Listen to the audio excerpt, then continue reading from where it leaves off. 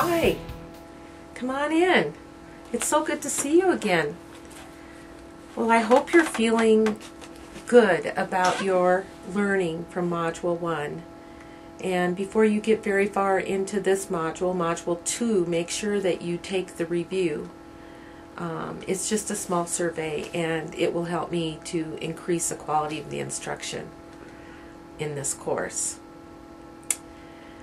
I have to tell you another story about my neighbor, Ned. Yesterday, when I was getting ready to come to work, I looked over and he was kind of milling all around his car out in the street. And I went out on my front porch and I yelled, "Ned, what are you doing?" And he goes, "Well, I've lost my keys." Well, we've all had that happen. You know how terrible that is. I glanced at my watch and thought, oh, I have a few minutes. I'm going to go over and help Ned. So, we were just walking around, getting on the ground, pulling the doors open, in and out. And literally for half an hour we did that. Finally, I stopped and I said, "Ned, where did you drop your keys?" And he said, "In the garage." "In the garage?"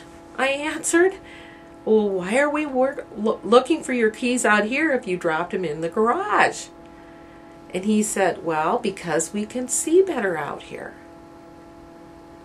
This is kind of a quirky story, but sometimes as a teacher, we are kind of like a hamster on a wheel. We keep going over and over the same things, but we're expecting different outcomes.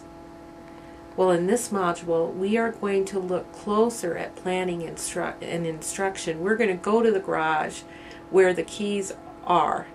We're going to go to the keys of your instruction, how you plan your lessons, and how that planning has an impact on the students and the needs in your classroom. Let's just for a minute think about the learning objective for Module 2. Participants will design, modify standards-based instruction in response to diagnosed student needs. In other words, what do teachers do to make sure that all their students are learning and learning at high levels? How does a general education teacher, an inclusive special ed teacher, accommodate for all those learning needs? For example, if you're planning a vocabulary lesson and you have some students that have memory problems, they have difficulty following your instructions, maybe they're struggling readers, maybe they're a couple of years behind in reading. Some of your students in class are actually bored because they came into class with that vocabulary already. What are you going to do?